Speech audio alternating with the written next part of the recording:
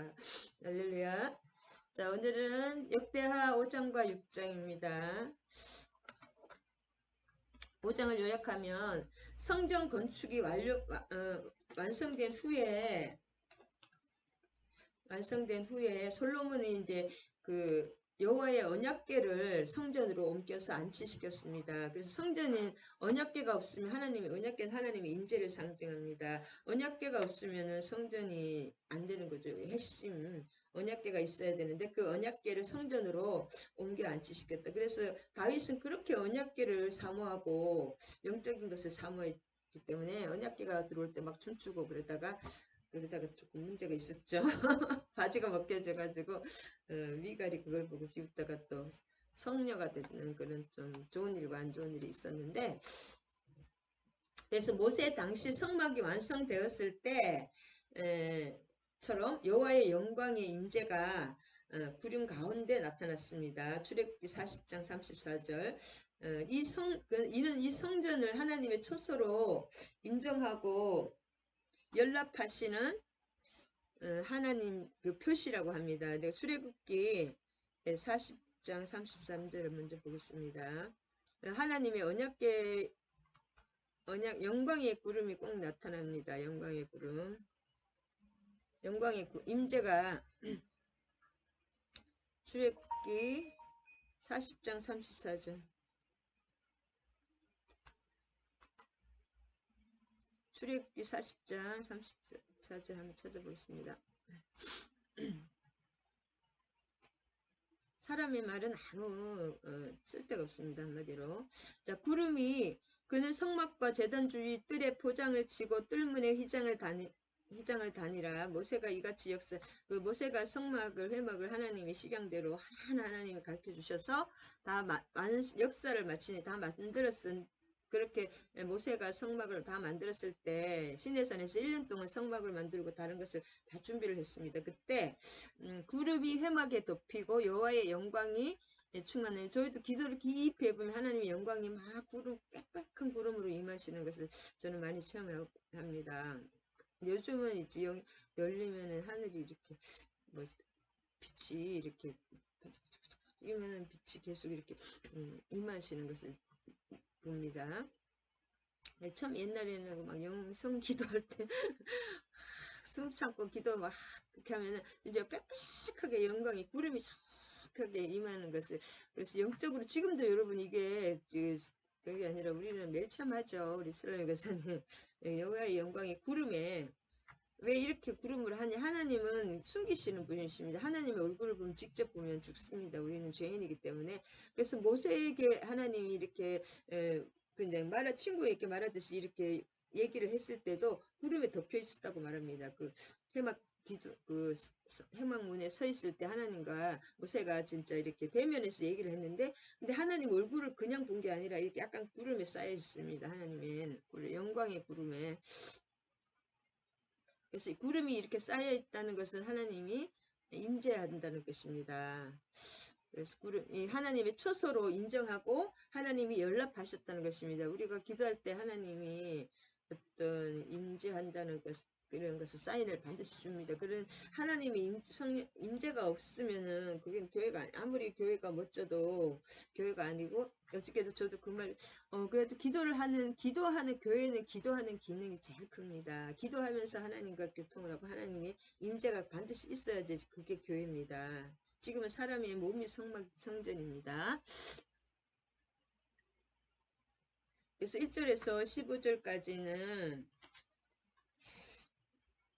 11절까지는 이제 성막을 완성시키고 난 후 진행된 봉헌제의 첫 번째 행사는 언약궤를 지성소로 옮기는 것입니다. 그래서 이 성전에서 제일 중요한 게 언약궤잖아요. 여러분 잘 알죠. 우리 성전에서 제일 중요한 게 언약궤이기 때문에, 언약궤는 하나님의 임재를 상징하기 때문에 하나님이 계셔야지 성전이 되는 것이니까 그 언약궤를 1절에서 11절까지 옮기는 과정입니다. 지성소로. 이 성전도 성막의 모형 그대로 했습니다. 사이즈가 더 크고 물두멍이나 번제단이 더 많아지는 것 뿐입니다. 솔로몬이 여호와의 전을 위하여 만드는 모든 일을 마친지라. 자, 이에 솔로몬이 그의 아버지 다윗이 드린 은과 금과 모든 기구를 가져다가 하나님의 전 곳간에 두었더라. 그래서 우리는 성경을 통해서 다윗을 왕조를 지금 특별히 역대 상하에서 그 역대 상하의 목적이 무엇이냐? 그 성전 건축입니다. 여호와의 이름을 위하여 여호와의 이름을 위하여 성전 건축을 하는 거죠. 왕궁을 건설하는 것이 아니라 하나님의 여호와의 이름을 위하여 성전 건축하는 것이 이 성경의 모든 또 핵심이고, 그것이 왜냐 하나님의 임재 하나님과 만나는 기 때문에 기도로서 우리가 기도하지 않으면 성전이 아닙니다. 그러니까 교회를 다녀도 옛날에 기도를 참 안 했는데 기도를 하지 않고 하나님과 교제가 없으면 그것은 성전이 아닙니다. 그래서 하나님이 계셔야지 성전이니까 하나님은 기도를 통해서 우리와 교제를 하기 때문에 기도하는 그 우리 심령이 하나님의 성전이다. 그럴 때 하나님이 반드시 어떤 사인을 개인 혼자서 하나님과의 그 비밀 사인이 있습니다. 금과 은과. 그래서 솔로몬이 여호와의 언약궤를 다윗성 곧 시온에서부터 메어 올리고자 하여 이스라엘 장로들과 모든 지파의 우두머리 곧 이스라엘의 자손의 족장들을 다 예루살렘으로 소집하니.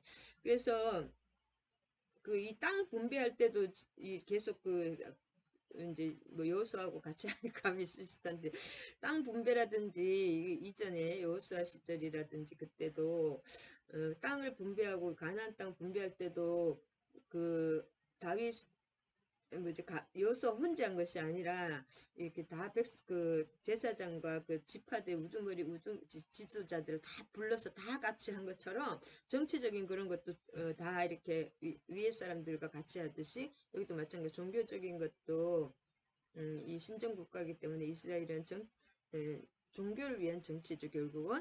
그래서 모든 그 리더 우두머리들을 다 불러서 예루살렘에 소집해서 예배를 그 성전을 봉헌하고 예배를 드리는 것, 제사를 지내는 것입니다. 기도하고.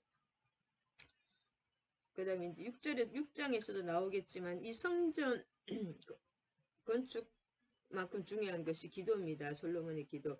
기도가 없는 것은, 기도는 하나님과의 교제잖아요. 하나님과 교제하는 것, 대화를 만나는 것인데 기도가 없는 곳은 성전이 아닙니다. 아무리 성전이 거창해도. 그래서 기도가 성전만큼 또 중요하다. 6장에 나옵니다. 다 소집, 온 나라를 다 소집하기 때문에 다 모였습니다. 그래서 성전을 완성시키고 나서 첫 번째 이제 봉헌, 첫 번째 언약궤를 지성소로 옮기는 작업 11절까지 이때에 제사장들이 그 반열대로 하지 않고 스스로 정결하게 하고 성소에 있다가 나오매 이렇게 쭉 있습니다. 11절까지 중요한 거는 좀 보면은 4절에 틀리네요. 5장이네요. 이제 언약궤를 성전으로 옮기는 건데 6절에 보면 솔로몬 왕과 그 앞에 모인 이스라엘 회중이 궤 앞에서 양과 소로 제사를 드렸으니 그 수가 많아서 기록할 수도 없고 셀 수도 없었더라.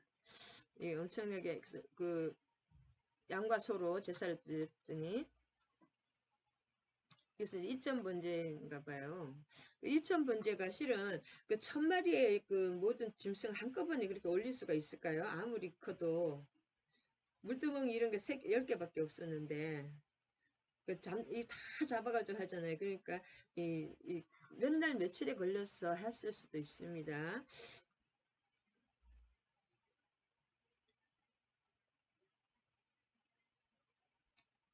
그래서 제사장이 여호와의 언약궤를 그 초소로 메어드렸으니 그 본전 지성소 그룹들에 날게 하리라.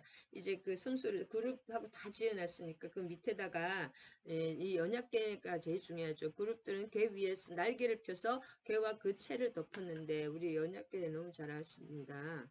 그 채가 길어서 그 언약궤를 매는 그 구멍이 갈고리가 4개 있고 채가 언약궤를 언제든지 옮길 수 있게 되어 있기 때문에 그 언약체가 긴 막대기죠.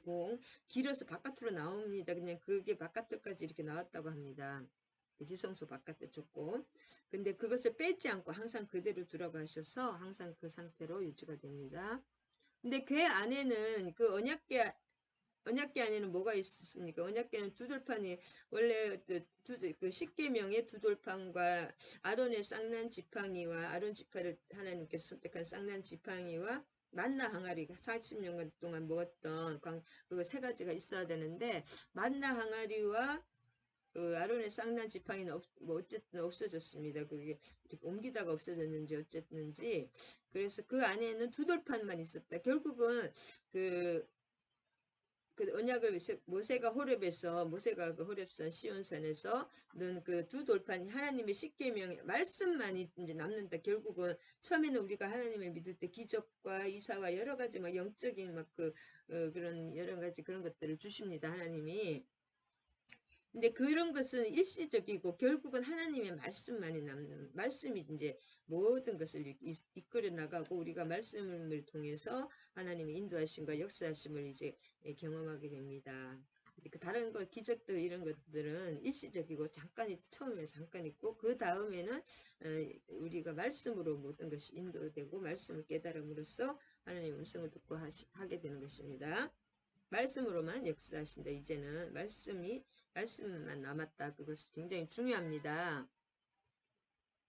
근데 이때는 제사장들이 그 반열대로 하지 않고 스스로 정결하게 하고 성소에 있다가 나오면 원래는 이제 24반열에서 한 반열에 한 달 그렇게 하는 건 두 반열이나 자기 반열 때만 그렇게 하는 건데 이제는 모든 사람들이 다 이제 자유롭게 나오는 거죠. 오늘은 그 성전 봉헌식이니까 스스로 다 정결하게 하는 거 있잖아요. 막 씻고 옷 입고 다 성소에 있다가 나오면 이렇게 다 스스로 이제 모든 사람이 다 모든 사람이 다 이렇게 하는 것입니다. 그 다음에 그 들어갈 때는 다윗 때부터 그렇게 찬양하는 사람을 이미 다 예비해 놨잖아요. 그래서 노래하는 사람 아삽과 헤만과 여두둔과 그의 아들들과 형제들이 다 세마포를 입고 찬양을 하는 거죠. 재금과 비파와 수금을 잡고 나팔 부는 또 대사장 120명이 함께 찬양하고 나팔을 부는 것입니다. 그래서 여기 아삽은 이 찬양이 참 이때부터 다윗 때부터 중요한 게 하나님은 찬양을 너무 흥명하시고 찬양도 하나님이 만드신 거 있잖아요. 그래서 아삽은 성전에 봉사하는 찬양대의 지휘자 중에 한 사람이 이제 아삽이 놋 재금을 이제 이렇게 이렇게 심벌자처럼 그렇게 좀 빨리 치면은 박자가 빨라지고 지금의 지휘자나 마찬가지로 노래도 하면서 이렇게 박자를 이렇게 해주는 사람 찬양 대장이 지휘자 중 한 사람이 아삽이었고, 네, 아삽의 노래가 이 시편에 많이 좀 나옵니다. 그 다음에 헤만도 같은 이제 그 찬양하시는 건데, 왕의 선견자였습니다. 왕의 선견자, 헤만 다윗 왕 때부터 왕의 선견자였으며 동시에 찬양대의 악장이었습니다. 역대상 6장 33절도 나오고 역대상 25장 5절에도 나옵니다. 그 다음에 여두둔도 이렇게 찬양하는 사람인데 다 이렇게 세마포 입고 이 찬양대죠. 한 번에 그 대장인데 세 명이 대장인데 이렇게 누구냐 여두둔은 예언자이자 왕의 선견자이며 찬양대원이입니다. 이 여두둔이 그래서 이 세 사람이 그 하나님 이 다윗과 항상 다윗의 지도를 받았죠. 그래서 시편도 많이 쓰고 다윗이 시편 쓸 때 우리가 지편전 학자들이 세종대왕 도와준 것처럼 이 사람들이 다 도와준 것입니다. 다윗 혼자서 다 한 것이 아니라 그래서 항상 이 사람들은 다윗과 같이 했고 다윗의 또 지휘를 받았습니다. 다윗도 그 시인이자 또 연주자였죠. 수금이 굉장히 연주를 잘했죠. 그래서 시인이기 때문에 다윗이 시편을 거의 다 대부분 썼었잖아요. 이 사람들과 같이. 네, 그래서 다윗 때부터 우리 찬양이 이제 본격적으로 된 것은 다윗 때부터 이렇게 이때부터 다 찬양대가 근무를 했습니다. 굉장히 중요했죠. 다른 것 어떤 것보다 중요한 게 찬양대다. 네, 그래서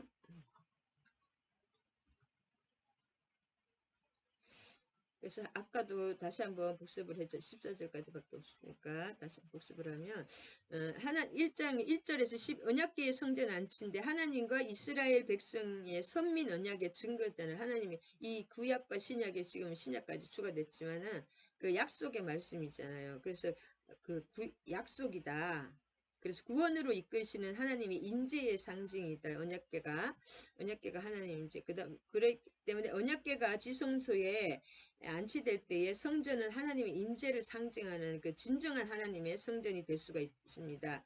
이것이 하나님의 언약궤 지성소에 옮기는 그 과정에서 성전 봉헌에서 가장 우선시되는 것이 언약궤 알죠? 하나님을 상징하고 하나님의 임재를 상징하고 임재이기 때문에 그걸 통해서 하나님의 임재를 하시기 때문에 2절과 3절에서는 일곱째 달 들기에 레위 사람들이 궤를 맵니라.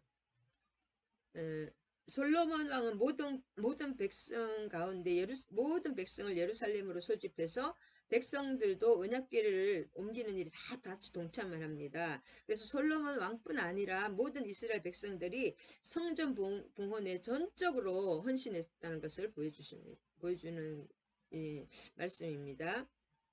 그래서 이스라엘은 하나님 중심의 신정국가라는 것을 확인하는 것입니다. 2절과 3절. 모든 이스라엘 사람이 다 왕에게 모이고, 그래서 왜 이렇게 했냐. 이땐 포로 귀환의 사람들에게 에스라가 쓴 거잖아요. 이 1차 수신자가 포로 귀환민들이기 때문에, 바벨론 포로 귀환민들이기 때문에, 또 포로기에서 돌아온 그 이스라엘 백성들을 믿음으로 하나가 되어서 성전 재건에 더욱더 매진을 하자. 그렇기 때문에 이런 것이 굉장히 중요합니다. 그래서 성전 재건이 제일 중요하죠. 역대 상하에. 왜냐하면 성전 재건을 위해서 쓴 말씀이니까. 그다음에 11절에서 14절까지는 여호와의 영광에 대해서 하나님의 영광, 여호와의 영광. 그래서 찬양할 때 하나님의 영광이 임합니다, 여러분. 온 마음으로 찬양할 때 하나님께 영광 드릴 때 하나님의 언약궤를 성정의 지성소에 메어 드린 후에 그 반열들을 아까도 했으니 평소 때 운영하는 대로 24반열에 상관없이 하던 24반열을 대로 하지 않고 제사장들이 다 나갔지. 모든 사람이 나와서 의식에 참여했다. 그 다음에 13절에 찬송하여 이르되 그때의 여호와의 성전이 가득하더라. 이렇게 이제 모든 것을 이게 다 이렇게 준비가 됐는데 하나님의 영광은 언제 임하냐? 찬양할 때 임합니다. 그의 막 소리를 높여서 모든 악기를 울리며 소리를 높여서 감사하며 나팔 부는 자와 노래하는 자들이 일제히 소리를 내어서 여호와를 찬송하며 감사하며 나팔 부고 재금치고 모든 악기를 울리며 소리를 높여 여호와를 찬송하여 이르되 선하시다 그의 자비하심이 영원하시도다 하며 그때에 여호와의 영광 전에 구름이 가득하더라. 하나님이 이렇게 찬양할 때 임재하십니다. 그래서 우리가 그 예배나 어떤 기도에 꼭 찬양으로 시작해서 그냥 기도로 마치는데 꼭 시작을 찬양으로 하는 이유가 하나님이 임재하시면 꼭 찬양을 통해서 또 이렇게 순서가 원래 그렇습니다. 또 찬양할 때 하나님의 영광이 임했다는 거 여호와의 전이고 우리가 기도할 때도 혼자서 개인 기도할 때도 찬양을 한 곡 하나님께 전심으로 드리고 기도를 하시면은 하나님의 임재가 또 빠릅니다. 그다음에 11절에서 14절 그러니까 여호와의 영광 이때는 하나님의 언약궤를 성전에 지성소에 메어 드린 누리 아까도 말씀드렸죠. 그렇게 한 다음에 찬양이 중요하다. 언약궤와 찬양. 그 다음에 14절에도 아까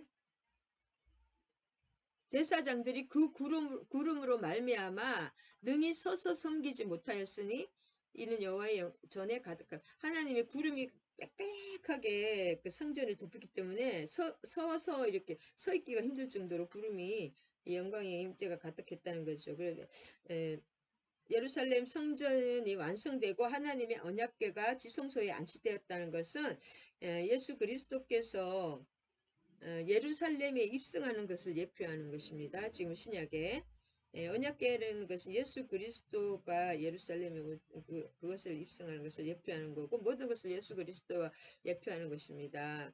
그래서 그림자입니다. 예수님의 그림자. 하나님의 성전의 지성소에 언약궤를 안치하고 삶의 중심에 모시는 그 주님의 뜻에 따라서 온전히 헌신하는 삶을 살아야만 합니다. 그래서 이제 온 백성이 그렇게 했잖아요. 근데 지금 신약에는 예수 그리스도를 십자가를 지시고 부활하시고 예수님이 우리를 샀잖아요. 핏값으로. 그렇기 때문에 우리도 믿음이라는 것도 공짜가 아닙니다. 우리의 모든 것을 주님께 드릴 때, 그러면 우리 결혼을 할 때는 뭐예요? 신랑과 신부, 우리가 예수님은 우리를 신부가 되는 건데, 예수를 믿으면은 우리를 신부로 가지십니다. 예수님이. 그러면 예수님의 신랑과 신부는 어떻게 해요? 모든 것이 공유가 됩니다. 우리의 좀 안 좋은 것도 예수님이 다 처리해 주시고, 예수님의 그 하늘 권세와 하늘의 모든 은사와 또 막 그 하늘의 그 영적인 모든 은혜가 신부의 것입니다. 신랑 것은 다 신부 것이잖아요. 근데 그 신부는 공짜로 되는 것이 아니라, 신부는 우리가 시집갈 때 모든 것을 가져가잖아요. 자기의 인생을 걸잖아요. 인생을 걸 뿐이 아니라 모든 것을 몸과 마음과 뭐 물질이고 뭐 다 가져가잖아요. 돈이 뭐 많으면 많이 가지만 적으면 적은 대로 다 신랑에게 뭐 이런 말 하기는 올빵 모든 것을 올인 하잖아요. 올인. 그런 것처럼 우리가 우리 삶의 모든 것을 보석을 진주를 사기 위해서 모든 것을 팔아서 그 보석 장수가 그걸 밭을 숨기고 산 것처럼, 우리가 신부가 되기 위해서는 예수 그리스도께 모든 것을 드려야 됩니다. 우리 마음부터 모든 것을 드릴 때 결혼 관계가 되고, 그분께 뭐 우리가 드릴 게 뭐 있어요. 마음을 드리는 거죠. 일단은 마음과 그런 것을 드리고, 기도하고 말씀과 기도로 함께하고, 항상 그 사모함으로, 그럴 때 예수님의 모든 것이 내 것이 됩니다. 그 갈급함과 하나님께 드리는 그 마음의 헌신이 크면 클수록 그 예수님의 능력이 더 많이 내가 일치가 되는 거. 더 일치가 되면 될수록 그 신랑의 모든 것이 신부의 것인 것처럼, 우리가 예수님의 모든 것을 더 누릴 수가 있고, 또 뭐랄까 예수님의 증인이 될 수 있습니다. 그래서 세계적인 목사님이나 크신 분들은, 그분은 그만큼 예수님의 사모함이 그만큼 크신 거예요. 한마디로 예수님의 어, 갈급한 마음과 예수님을 향한, 하나님을 향한 뭐랄까 그 가난한 심령이 엄청 크면 클수록 그 크신 주의 종이 되는 것이죠. 그분은 그만큼 헌신과 그 마음의 모든 것을 주님께 드렸기 때문에 생명까지 드리는 그런 삶의 헌신, 마음만이 아니라 모든 것을 드릴 때 하나님은 그분을 더 큰 증인으로 들어 쓰십니다. 삶의 중심에 온전히 주님의 뜻에 따라 심령이 가난한 자는 천국이 저희 것이, 심령이 가난할 때 천국의 주인공은 예수님이시고, 이거 그 길도 예수님이시기 때문에 우리가 그렇게 누리게 됩니다. 자, 6장을 빨리 하겠습니다. 6장은 이제 솔로몬의 축복입니다. 솔로몬의 축복인데, 그의 손으로 그의 입으로 불타지 않는 영적인 그런 집을 짓는 것인데, 요약해보면 6장에서는 솔로몬은 성전 건축을 완성케, 자꾸 흔들리네요. 성전 건축을 완성케 하신 하나님의 은혜를 찬양하고 있습니다. 1절에서 11절. 우리가 이렇게 신앙생활을 하고 이렇게 하나님 말씀 앞에 그래 나오고는 것도, 이것이 내가 나의 의지와 의도도 있지만, 더 큰 것은 하나님의 선택과 작정하심, 하나님의 예정하심 안에 들어, 하나님이 우리를 허락하고 붙들어 주시기 때문에 우리가 하나님 앞에 나올 수 있는 것이고, 예배를 드릴 수 있는 것이고, 그분 앞에 또 그분의 말씀을 들을 수 있는 것이지, 우리의 뜻만으로는 절대 되지 않습니다. 하나님이 붙들어 주시고, 하나님이 결국은 눈에 보이지 않는 하나님의 예정하심 안에 우리가 은혜를 누리는 것입니다. 그래서 솔로몬 성전 건축을 완성케 하신 것도 하나님이잖아요. 다윗을 완성케 하신 하나님의 은혜를 찬양하고, 1절에서 11절 봉헌 기도를 드린거든요. 12절에서 42절 끝까지 봉헌 기도입니다. 그래서 하나님의 백성의 최대 소망은 하나님의 영원한 임재, 하나님과 영원히 함께 하시기 위해서, 우리가 천국에서 영원히 함께 하기 위해서 이 땅에서 또 이렇게 또 힘들지만 주의 길을 가는 것이지 아닙니까? 그래서 솔로몬의 찬양은 성전이 완공과 동시에 하나님의 임재를 확인하는 데서 비롯된 것입니다. 만일에 하나님 없이 혼자 찬양을 하면 그거 뭐예요? 그냥 허공의 메아리 아무것도 아니죠. 찬양이 아니고 그냥 노래 혼자서 그냥 흥얼거리는 노래뿐인데 하나님을 찬양한 임재를 찬양하는 것입니다. 그래서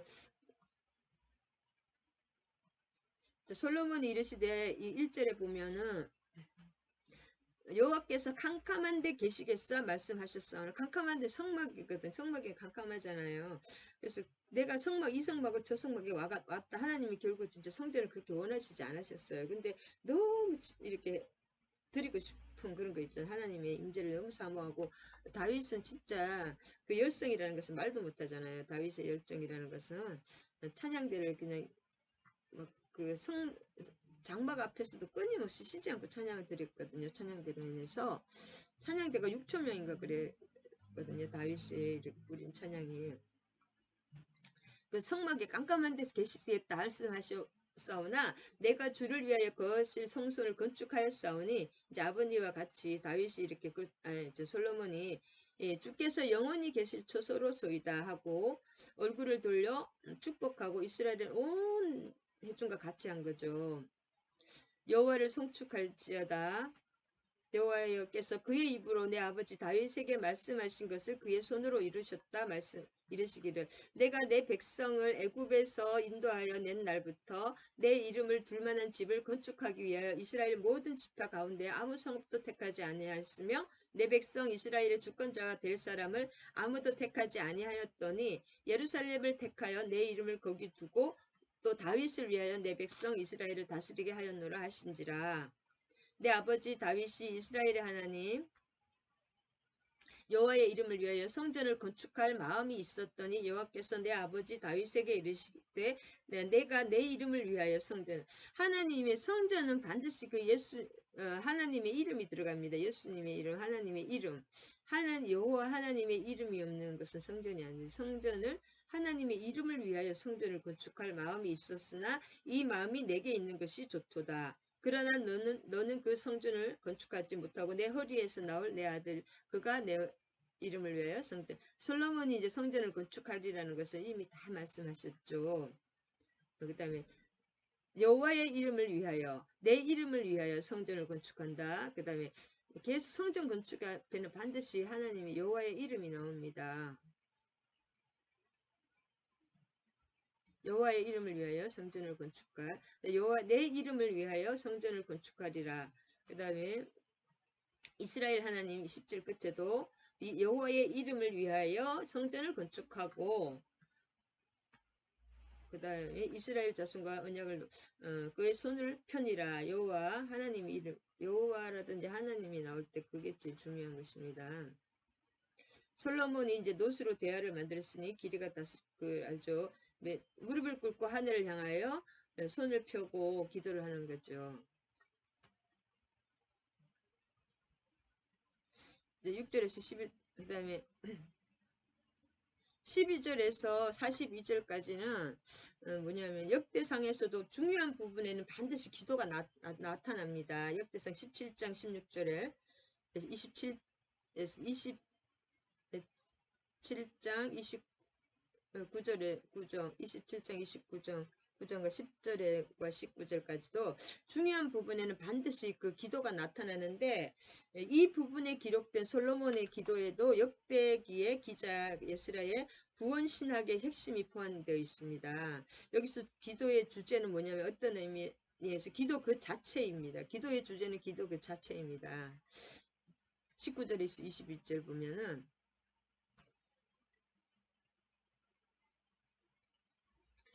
나의 하나님 여호와여 주의 종의 기도를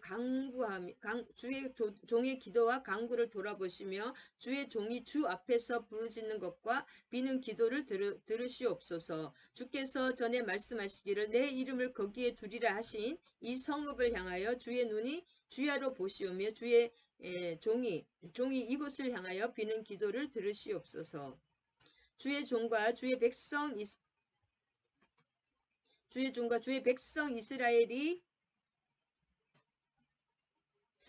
이곳을 향하여 기도할 때에 주는 그 간구함을 들으시되 주께서 계신 곳 하늘에서 들으시고 들으시사 사하여 주옵소서.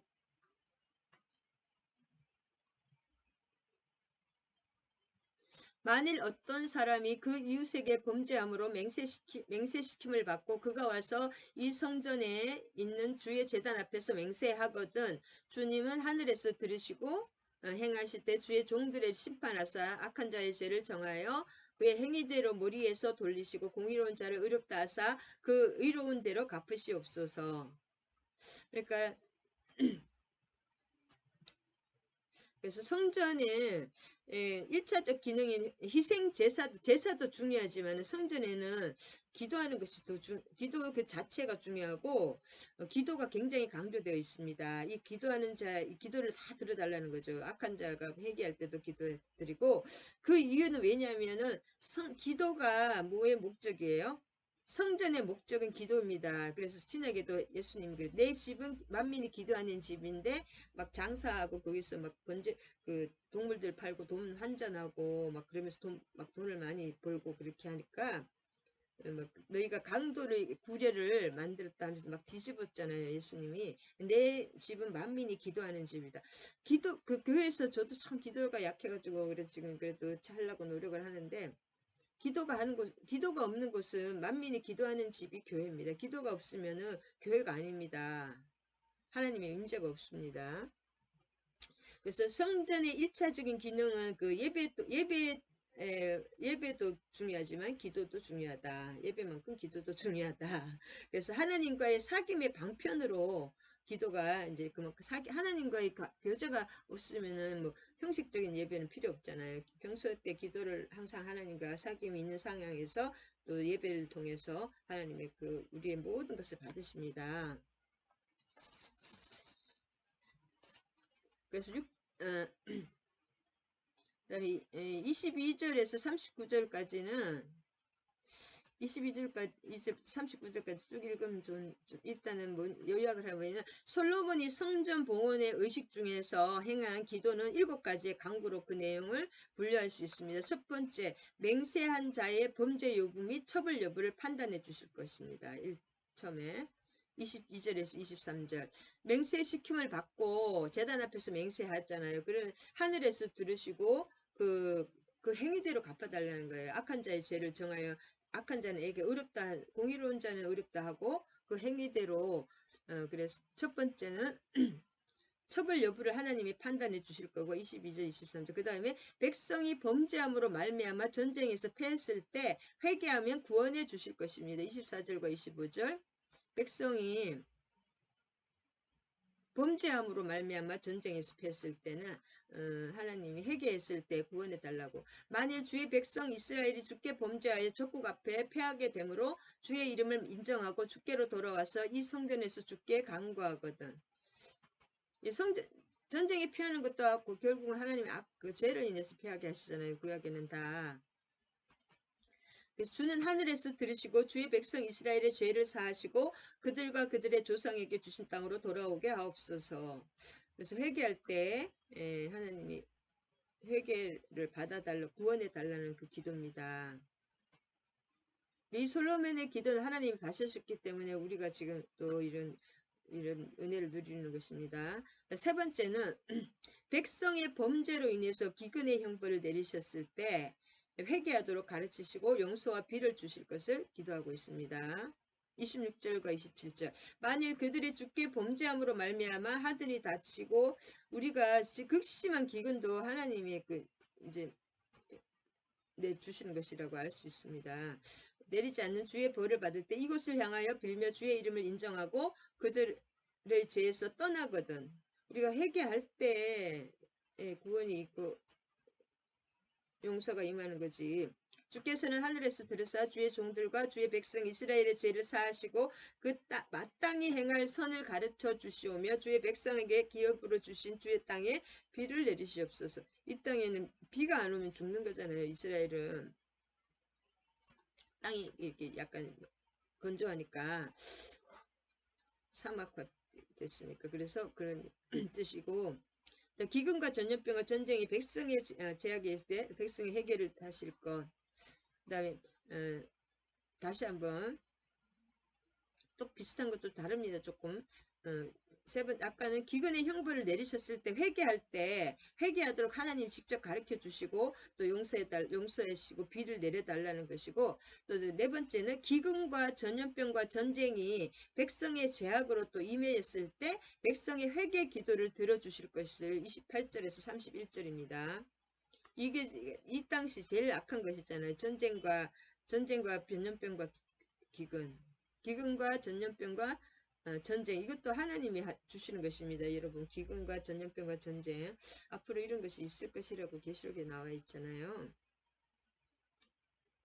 그래서 이거 28, 이 땅에 기근이나 전염병이 있거나 곡식이 시들거나 깐부기가 나거나 메뚜기나 황충이 나서 족국에 와서 성읍을 에워싸서 무슨 재앙이나 무슨 질병이나 있거나를 막론하고, 이 기근과 전쟁과 질병, 전염병이죠. 이 세가 지금 우리 코로나 이것도 전염병에 들어갑니다. 한 사람이나 주의 온 백성들이 각각 자기의 마음의 재앙과 고통을 깨닫고 이 성전을 향하여 손을 펴고 무슨 기도나 무슨 강구를 하거든 31절까지입니다. 주는 주 계신 곳에서 들으시고 사유하시되 각 사람의 마음을 아시오니 그의 모든 행위대로 갚으시옵소서. 주만 홀로 사람의 마음을 아심이니이다. 하나님은 사람의 그 마음 등불입니다. 우리의 마음은 하나님의 등불, 우리보다 더 아셔요. 등불, 우리 속에 심령에 계시니까 성령님께서 그리하시면 그들이 주께서 우리 조상들에게 주신 땅에서 사는 동안에 항상 주를 경외하며 주의 길로 걸어가리이다. 그 다음에 다섯 번째는 무슨 성전에서 드린 이방인들의 기도를 들으실 것을 이 32절에서 33절입니다. 그래서 우리도 지금 이방인이잖아요. 어떻게 생각하면 접붙여진 가지인데 이 기도 때문에 우리가 이렇게 또 믿을 수가 있습니다. 주의 백성 이스라엘에 속하지 않은 이방인들에 대하여도 그들이 주의 큰 이름과 능한 손과 표심팔을 인하여 먼 지방에서 와서 이 성전을 향하여 기도하거든. 주는 계신 곳 하늘에서 들으시고 모든 이방인이 주께 부르시는 대로 이루사 땅의 만민이 주의 이름을 알고 주의 백성 이스라엘처럼 경외하게 하시오며 또 내가 건축한 이 성전을 주의 이름으로 일컫는 줄을 알게 하옵소서. 여기까지입니다. 그 다음에 전쟁 중에 전쟁 수행 중에 하는 기도에 응답하셔서 승리하게 해달라는 것이 34절과 35절을 기도합니다. 주의 백성이 적국과 싸우고자 하여 주께서 보내신 길로 나아갈 때에 그들이 주께서 택하신 이 성과 내가 주의 이름을 위하여 건축한 성전이 있는 쪽을 향하여 주께 기도하거든 주께서는 하늘에서 들으시고 그들의 기도와 간구를 들으시고 그들의 일을 돌아보시옵소서. 그래서 기도의 중요성이 너무 중요합니다. 기도의 중요성은 아무리 강조해도 지나치지 않다. 그 다음에 포로로 잡혀갔을 때의 회개 기도에 응답하셔서 귀한의 은혜를 베푸실 것과 또 전체 내용을 일관하고 핵심적인 사항은 백성의 범죄에 대한 용서라고 볼 수 있습니다. 그렇게 이름을 그다음에 주께 범죄하지 아니하는 사람이 없사오니 그들이 주께 범죄함으로 주께서 그들에게 진노하사 적국에서 넘기심에 적국이 그들을 사로잡아 땅에 원근을 막론하고 끌고 가는 이렇게 실제로 이제 시드기야 왕하고 다 잡혀갔죠. 여호야긴 왕과 뭐 이스라엘 사람들 다 잡혀갔죠. 좀 괜찮은 왕족과 귀족들과 기숙자들이 다 잡혀갔죠. 바벨론에 이 기도 때문에 또 살아난 것입니다. 주께서 범죄하지 않은 그들을 적국에 넘기시자 막론하고 끌고 간 후에도 그들이 사로잡혀간 땅에서 스스로 깨닫고 그들을 사로잡은 자들의 땅에서 돌이켜 주께 간구하기를 우리가 범죄하여 폐역을 행하며 악을 행하였나이다. 자기들을 사로잡아간 적국의 땅에서 온 마음과 온 뜻으로 주께 돌아와 에스겔서에 이게 다 나와 있죠. 조상들에게 주신 땅과 주께서 택하신 성과 내가 주의 이름을 위하여 건축한 성전 있는 쪽을 향하여 기도하거든. 그래서 다니엘도 이 예루살렘 성전을 향하여 3번씩 기도했잖아요. 주는 계신 곳, 이 말씀 때문에 그렇게 기도하는 것입니다. 다니엘, 이렇게 왜 그 있는 쪽, 성전이 있는 쪽을 향하여 기도하는 이 말씀이 있기 때문에 백성을 주는 계신 곳 하늘에서 그들의 기도와 간구를 들으시고 그들의 일을 돌아보시며 주께 범죄한 주의 백성을 용서하시옵소서. 나의 하나님이여, 이제 이곳에서 하는 기도에 눈을 드시고 귀를 기울이시옵소서.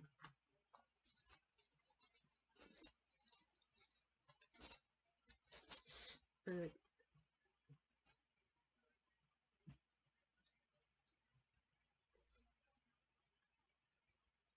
이곳에 하는 귀를 기울이시옵소서. 그래서 어, 이런 전체 그 핵심적인 사항은 백성의 범죄에 대한 용서라고 볼 수가 있습니다. 그래서 이런 내용으로 미루어 볼 때 성전의 핵심적인 의미가 구속적 은혜를, 그 죄에서 구속하는 거죠. 예수님의 보혈로 인해서 그 죄를 사함을 받고 구속하는 것. 구속적 은혜를 베푸시는 쉬운 자, 쉬운 자, 이런 내용으로 볼때 핵심적 의미가 뭐예요? 언약계 위에 그 뚜껑이 씌운 자잖아요. 속죄소라고 mercy seat, 은혜를 베푸는 자, 속죄소라기도 하고 씌운 자입니다. 언약계 위가 씌운 자인데 그게 예수님을 상징합니다. 속죄소. 그래서 이 핵심적인 구속적 은혜를 베푸시는 씌운 자 또는 속죄소에 있음을 알 수가 있습니다. 그래서 그 모든 그 언약계의 언약계의 은혜의 핵심의 그 속죄소 쉬운 자이다. 예수 그리스도의 신약에서 예수 그리스도를 상징하거든요. 예수 그리스도의 보혈 십자가를 상징합니다. 그 쉬운 자에서 하나님의 보좌가 있는 거예요. 그 십자가를 통하여 십자가에는 하나님의 보좌가 있는 것입니다. 그래서 우리가 십자가 예수 그리스도의 보혈과 십자가와 부활 예수님을 믿을 때 믿음의 통로를 통하여 하나님의 보좌가 우리 마음에 딱 성령이 들어오시고 보좌가 우리를 통치하시는 마음의 보좌가 우리의 마음을 왕이 예수님이 하나님이 다스리시는 그 보좌가 됩니다. 우리의 마음과 머리가.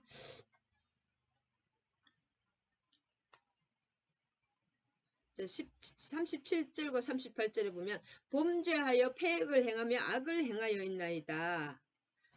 이게 악을 행하였나이다 그렇게 했잖아요. 그때 이스라엘의 죄악이 관영함에 대해서 하나님께서 가장 적극적으로 징계하신 방법이 약속의 땅을 떠나게 하는 거잖아요. 바벨론 땅으로 포로가 돼서 끝나게 하는 거죠. 그래서 적국에 포로로 잡혀가게 된 것입니다. 가장 뭐랄까 큰 죄악을 행했을 때 가장 큰 죄와 큰 벌이 뭐냐면 포로인데, 포로로 잡혀가게 된 것인데, 솔로몬은 이런 상황을 예측하고, 이미 예측한 거, 자기가 한 게 아니라 성령이 예측하고, 포로로 잡혀가게, 예, 그래서 이 징계하신 방법이 포로로 잡혀가는 거잖아요. 약속의 땅을, 이스라엘을 떠나게 하는 그것인데 적국의 포로로 잡혀가게 된 것이잖아요. 그 다음에 솔로몬이 이 상황을 예측하고 범죄와 패역, 악이라는 그 동의를 계속 반복하여 철저하게 부패된 상황을 강조하고 있습니다. 37절과 38절. 이것이 왜냐 그들이 사로잡혀간 땅에서 이미 포로로 갈 것을 성령은 미래를 아시는 영이죠. 예언의 영이죠. 자손들이 이렇게 될 걸 아는 것이에요. 그래서 자기가 사로잡혀간 땅에서 그냥 한 것이 아닙니다. 이 기도도 성령님께서 하시는 거기 때문에 온 마음과 온 뜻으로 주께 돌아와서 그들의 조상들에게 주신 땅과 주께서 택하신 성과 주의 백성의 이름을 위하여 주의 이름을 위하여 건축할 성전, 주의 이름을 위하여 건축합니다. 성전은 반드시 주의 이름이 있습니다. 그래서 이게 범죄, 패역, 악이라는 그 단어를 계속 범죄, 패역, 악이라는 것을 강조하고 있어요. 범죄, 패역, 악. 우리 삶에도 마찬가지. 우리 삶이 다 죄악의 쓴물을 먹고 마시는 겁니다. 그때 이제 하나님께 돌아와서 예수 그리스도만이 우리의 죄를 다 사해 주시고 있죠. 40에서 42절은 뭐냐면 나의 하나님이 이제 이곳에서 하는 기도에 눈을 드시고 귀를 기울이소서. 여호와 하나님이여 들어가사 주의 능력의 계와 함께 주의 평안한 처소에 계시옵소서. 여호와 하나님이여 원하건대 주의 제사장들에게 구원을 입게 하시고 또 주의 성도들에게 은혜를 기뻐하게 하옵소서. 42절까지입니다. 여호와 하나님이여 주의 기름 부음 받은 자에게 얼굴을 돌리지 마시옵고 주의 종 다윗에게 베푸신 은총을 기억하옵소서 하였더라. 그래서 40절에서 42절 이 말씀은 역대기 기자 에스라가 열왕기에서 언급된 솔로몬의 마무리 기도 왕상 5장 58장 50절에서 53장을 시편 132편 10절에 반복하여 인용함으로 대체시켰습니다. 왜냐하면 시편은 성전의 언약궤를 가져갈 때 부른 찬양이잖아요. 역대기의 주제와 일치하기 때문이다. 그래서 열왕기서에서의 기도 내용은 모세의 영도하에 있었던 출애굽과 같은 구원을 간구함으로 끝을 맺습니다. 그에 비하면 역대기에서는 열왕기에서는 그런데 역대기에서는 다윗에게 준 영원한 언약 다윗의 언약에 근거하여 간구하고 있습니다. 그래서 40절에서 42절 여호와의 주의 기름 부은 자 평안함께 계시라는 이거 한번 찾아볼까요? 왕상 8장 50절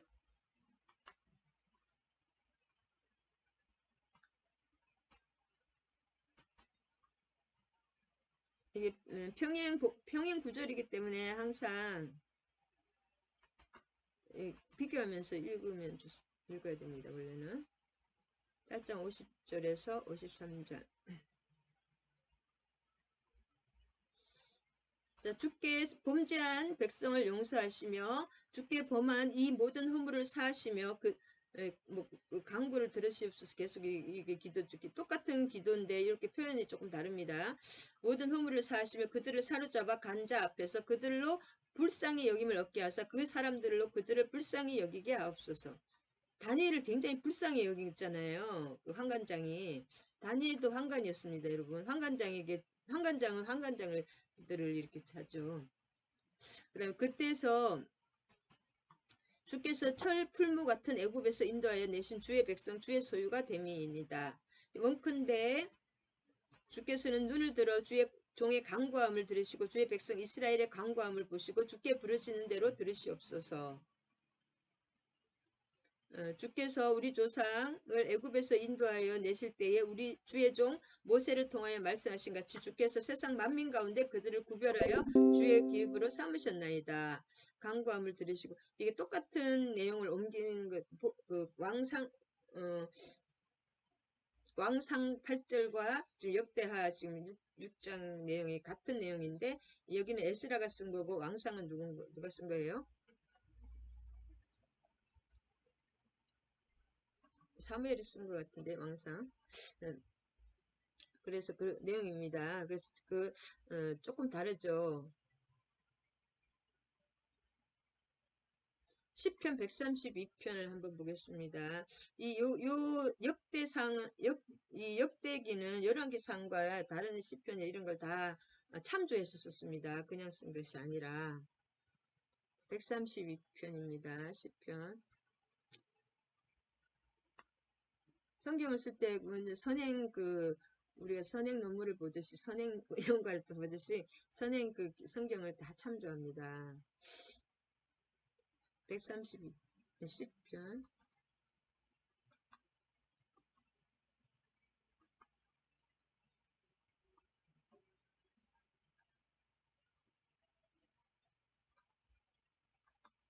시편 130편에 8절에서 10절을 한번 보겠습니다.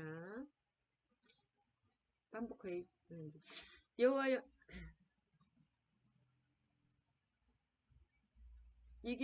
요 내용도 시편 132편에 이 내용이 같은 내용입니다. 솔로몬의 기도입니다. 지금 세 가지가 같은 평행 하여튼 본문입니다. 평행 구절입니다. 여호와여 일어나서 주의 권능의 궤와 함께 평안한 곳으로 들어가시옵소서. 주의 제사장들을 의를 옷 입고 주의 성도들은 즐거이 외칠지어다. 주의 종 다윗을 위하여 주의 기름 부 받은 자의 얼굴을 외면하지 마옵소서. 세 군데가 똑같이 이제 솔로몬의 기도가 시편과 역대상 열왕기상과 여기 나오는 것입니다. 요 시편은 언약궤를 가지고 들어갈 때 이 시편을 부른 찬양입니다. 그래서 지금 찬양대가 찬양을 했잖아요. 그래서 역대기 주제 이 시편도 그때 찬양 언약궤 들어갈 때 했던 찬양입니다. 이 시편이 그렇습니다. 자,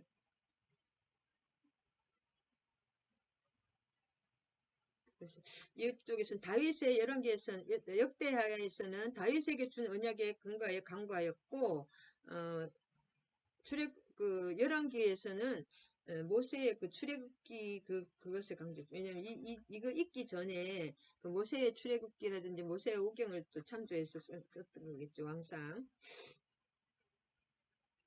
그렇습니다.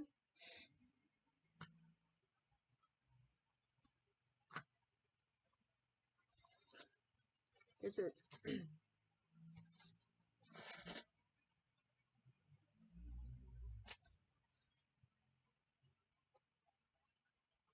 40장 41절은 이제 은혜로 여기서 보면 다윗의 언약을 기억하라는 거죠. 다윗의 일어나서 여기서 이제 하나님이 그 언약궤와 함께 들어가자는 거죠. 하나님을 초청하는 것입니다. 40절에 나의 하나님이여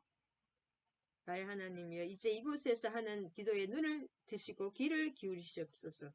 그래서 이게 성전이 이렇게 성전의 건축 과정 그 봉헌만큼 중요한 것이 기도다. 오히려 이렇게 기도가 없는 것은 성전이 아니기 때문에 솔로몬이 기도를 이렇게 이때면 진짜 솔로몬의 그 역대 상하와 구약의 그 최고봉이 이거지. 성전 여호와의 이름을 위하여 성전을 봉헌하는 거고 솔로몬이 기도하는 것이죠.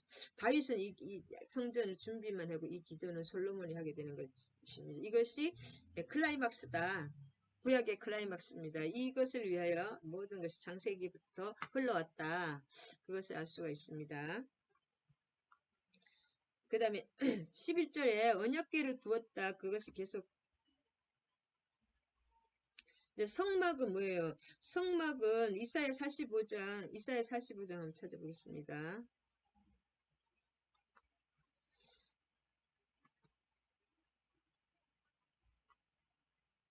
이사야서는 구약과 신약을 다 포함하고 있습니다. 이사야 45장.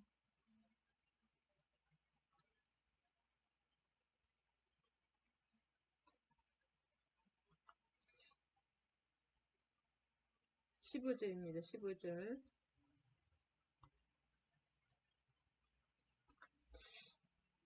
구원자 이스라엘의 하나님의 진실로 주는 숨어 계시는 하나님이시다. 아까도 주는 깜깜한 곳에 숨어 계신다 그랬죠. 6장 1절에. 그런 것처럼 하나님은 깜깜한 곳에 이렇게 항상 우리의 눈에 보이지 않게 숨어 계십니다. 우리 지금 하나님이 함께 하시는데 우리에게 보이지 않게 하시기 때문에 빽빽한 구름으로 가리든지 아니면 깜깜한 하나님은 항상 이렇게 숨어 계십니다. 눈에 보이지 않게. 그래서 구름 기둥과 불 기둥으로 항상 함께 하시고 지금도 구름 기둥과 불 기둥을 함께 하십니다. 그 다음에 그의 손으로 이루사 이르시기를 하나님이 친히 그 하나님의 입으로 하신 말씀을 누가 이루입니까? 하나님 입으로 하신 말씀을 하나님이 자기의 손으로 직접 그의 입으로 하신 말씀을 그의 손으로 하나님이 이루시는 거예요. 사람을 통해서 말을 하고 그때 하나님 결국은 뭐 사람을 시켜서 하든 어떻게 하든 하나님이 다 결국은 다 하나님이 하시는 것이다. 하나님 주권주의입니다. 그 다음에 이게 4절이 참 중요해. 그의 입으로 하신 말씀 있잖아요. 입으로 다윗에게 하나님의 입으로 하신 말씀 이게 제일 중요합니다. 하나님의 입으로 하신 말씀은 누가 하냐? 하나님의 입은 하나님의 손이 이루십니다. 하나님의 이 말씀이 중요하고 최고의 복은 말씀을 주시는 복입니다. 왜냐하면 그 말씀을 주실 때는 여호와의 손이 그것을 또 이루십니다. 사람이 이루시는 게 아니라 하나님이 말씀을 주실 때는 그 응답까지 다 주시는 것이 성취까지 다 주시는 것이기 때문에 하나님의 말씀은 하나님의 성취입니다. 그 최고의 복이다. 그래서 솔로몬의 노래는 성전이 아니라 하나님을 노래한 것입니다. 우리가 성전을 노래하고 있잖아요. 지금도 이스라엘 사람들은 성전에 그 땅굴을 파가지고 계속 사람이 그렇게 많이 죽는다고 하더라고요. 지금도 땅굴 파는지 모르겠어요. 지금 모스크가 들어가 있잖아요. 예루살렘 성전에. 그리고 통곡의 벽에 이 예루살렘 성전이 떨어지면서 이렇게 남았던 그 벽, 진짜 벽이잖아요. 거기다가 울고 있잖아요. 지금도 거기에 울면서 기도합니다. 통곡의 벽에. 근데 하나님은 성전을 노래하지 말고 하나님을 노래해야 됩니다. 지금 이스라엘은 너무나 이렇게 그런 게 있죠. 그래서 7년 반 동안 이 성전을 지었는데 그 성전의 감통 얼마나 또 아름답게 지었겠어요. 금을 뭐 몇백 톤을 넣고 은을 몇백 톤을 넣어가지고 지었는데 그 성전에 그 7년 반 동안에 그 어마어마하게 이제 말이 7년 반이지 다윗이 평생 동안 또 그 준비한 기간까지 치면 어마어마하게 많은 시간이 걸린 거죠. 그 설계도와 모든 것 사람까지 준비가 된 상태에서 7년 반이 걸렸으니까. 그럼 7년 반 동안 지은 그 성전에 다윗과 솔로몬의 그 평생에 걸친 그 성전 지어진 그 성전에 감탄하지 말고 지금도 유럽 가면 얼마나 성전이 아름답습니까? 거기에 감탄하지 말고 하나님의 말씀과 기도가 더 중요하다는 거예요. 기도와 하나님의 말씀에 하나님을 찬양해야 된다는 것입니다. 우리가 따르고 강조해야 할 부분은 하나님의 말씀이다. 껍데기가 아니라 하나님의 그 살아계신 말씀이고 11절에 한 번 더 요약을 해보면 내가 그곳에 여호와께서 이스라엘 자손과 더불어 세 언약궤를 넣은 궤를 둔 그래서 이 언약궤는 결국 말씀이라는 거예요. 말씀밖에 없다는 거죠. 아론의 쌍난 지팡이와 만나 항아리는 없다 그랬잖아요. 거기서 두 돌판밖에 없다. 하나님의 말씀 안에 하나님의 임재가 있고 말씀 안에 하나님의 역사가 있고 하나님의 약속과 하나님의 어떤 성취가 다 말씀에 계신다. 그래서 이 성전의 언약궤, 성전이 중요한 것이 아니라 언약궤가 중요하고 언약궤 안에는 뭐가 말씀이 들어있다는 것입니다. 두 돌판 외에는 있지 않더라. 두 돌판의 그 말씀이죠. 십계명. 그래서 하나님께서 이스라엘과 더불어 세우신 언약을 구약과 신약이죠. 지금은 신약까지 추가됐습니다. 하나님이 그의 말씀을 주시고 그 말씀을 누가 이루시나요?